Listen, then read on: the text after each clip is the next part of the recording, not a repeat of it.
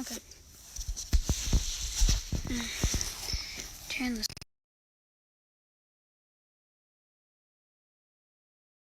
Hey kids, welcome to Wednesday night KidMin. Once again, we're for a second straight week broadcasting from somewhere in my yard. Now this is my front yard, and before we get started tonight, I want to wait just a couple of minutes, see if we can get some folks, wait and get a few folks tuned in. But I hope all of you are doing well out there in Facebook world. I hope everybody's being safe. Everybody's being healthy. Everybody's staying 6 feet apart. If you have to go out, parents, please be careful. Kids, I heard that your school year got shortened by a few weeks. So it's my understanding you're going to be out of school a little earlier. But always continue to learn. As we wait just a few more minutes or a few more moments, I want to tell you that things are going great over here at the Smith house. Our boys are putting together Legos, they're doing their homework, playing outside. Feel free to tell us what all you guys have been doing this week, and we may talk about that over the next few weeks, about what we can do, not only from a Bible study standpoint, but what we can do to help pass our time away until we can worship as a church again. I think we have another visitor that we had last week. This is Harry Cat. But now that we're here, let's go to the Lord in prayer. Dear Lord, thank you so much for allowing us to come together as Christians and learn about you, worship you, have fun in your name. And I just hope that we're able to, in the middle of all of this going on, hopefully see your presence in the world. It's a difficult task to do during these weird and troubling times. But we have to always realize that you're there no matter what, and you have this perfect plan for us no matter where we are, no matter where we're gathering. We ask this in your name. Amen. Now, as always, like we did last week, we have a few birthdays this week that I need to address. And we have Pastor Mike. And y'all may not know this, but today, Pastor Mike turns 47 years old. See that? Pastor Mike, there you go. Today is his birthday. Last week was my birthday on Wednesday, but today's Pastor Mike. So everybody out there in Facebook world, wish him a happy birthday. And also, I got a note last week that Jalen's birthday is tomorrow, the 16th. So happy birthday, Jalen. Hopefully you're out there. And we can't let any birthday go by without the birthday song. So, without any further ado,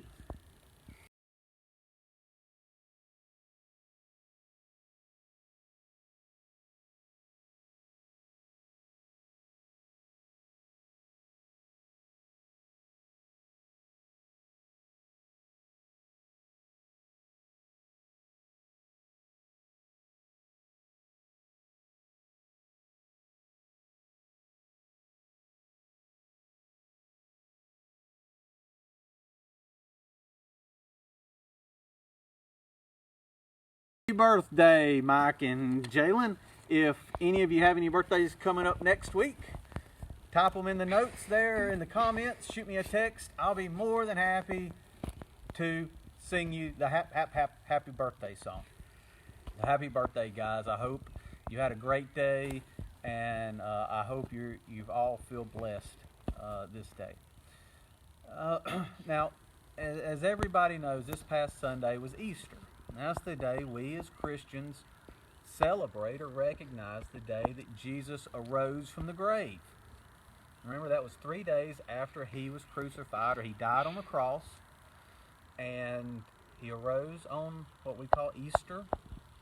And then a lot of us Christians don't really know a whole lot about what happened after that.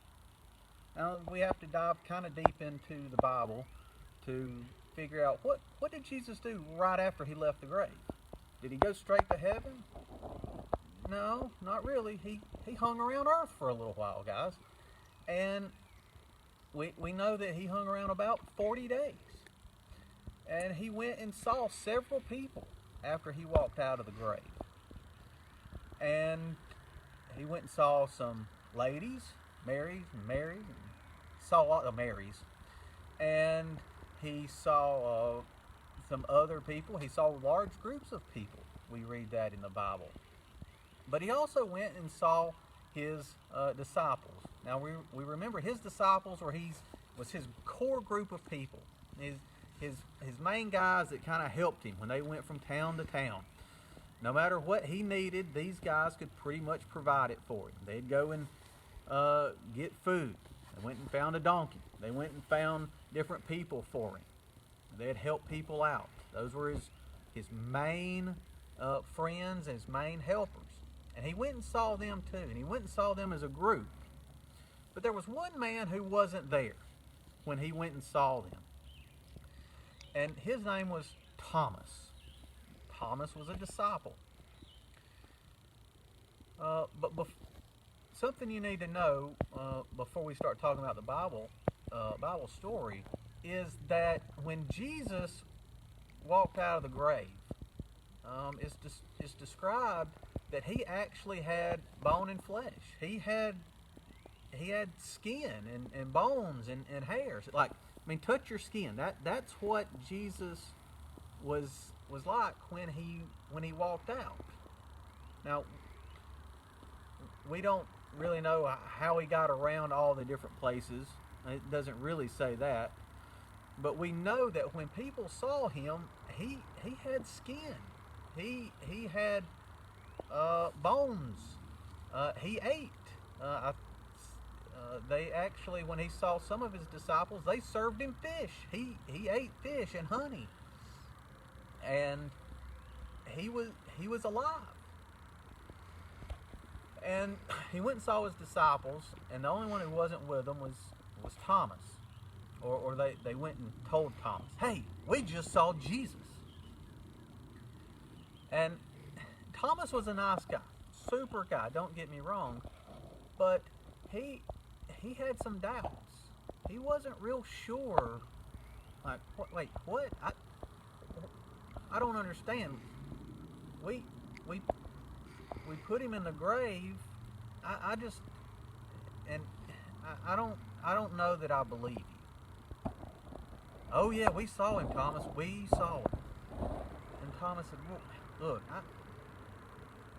I don't believe you guys, and I'm sorry. I won't believe you until I can put my hands in the hole, my fingers in the holes that those nails left in Jesus' hands." Well, Jesus then appeared to Thomas. Thomas saw Jesus.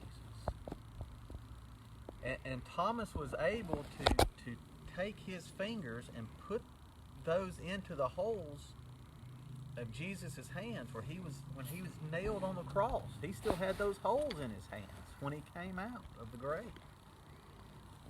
And Thomas was actually able to put his hand and his fingers where those nails went into Jesus' hands. And at that point, he realized, oh, this is my Lord. My Lord, this is you. And this happened all those few days after he arose, right after what we celebrate Easter. In those days, right after Easter. And this story, I think, has a little special meaning during these days that we're living in. Times are weird for us. It's hard for us to believe sometimes that Jesus is still has some part of this. There are times when things were certain for the disciples. They knew every day they were going to get up and they were going to go help Jesus. When he was walking around before he was crucified, they did that every day. We're going to go into a new town, we're going to go see some new people, we're going to tell everybody the word, and we're going to introduce people to Jesus. And we're going to help people understand what Jesus is doing here on earth. And they did this day after day after day.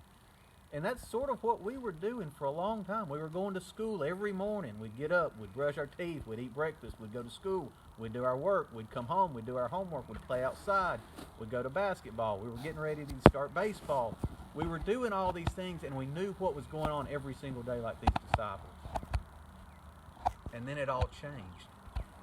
And Jesus wasn't there anymore. And like Thomas, he began to wonder, wait, is he still here? What do you mean he's still here? And in these times, we don't know what's going to happen tomorrow. If we go back 2 months in the middle of February, we knew what was going to happen every day. And now we don't. We don't really know what's going to come on the news tonight. We don't really know what we're going to do tomorrow. But we have to have that faith that Thomas had after he put his hands through Jesus' hands. We have to understand that God has this great purpose in all of this. That we're going to come out stronger Christians when this is done. We're going to come out more faithful Christians. We're going to come out believing that God got us through this. God got us through this time where we weren't able to see our grandparents, where we weren't able to see our friends and our teachers. And we're going to come out of this, and God is going to make us stronger Christians. The same way God made Thomas a stronger believer that night. So as we continue to think about Easter and what led to Easter and what Easter's about, think about all those people who saw Jesus those weeks after he arose and how that made their belief in him that much stronger. We have to believe that we're going to come out of this much better Christians, much better friends, much better children of our parents, much better students, much better grandchildren. We're going to come out of this stronger, and we're going to come out of it better because Jesus has that perfect plan for us. And he will reveal that to us the same way he revealed himself to Thomas. He'll show us what that plan is for our life. I promise he will. Guys, thank you so much for joining me this evening in my front yard. I love each and every one of you. I hope you're doing well. Feel free to shoot me a text. Put in the comments what you're doing today, what you've been doing for free time, what you've been doing out in the yard. I'd love to hear from each of you. Parents, stay strong. Continue to spend great time with your kids out in the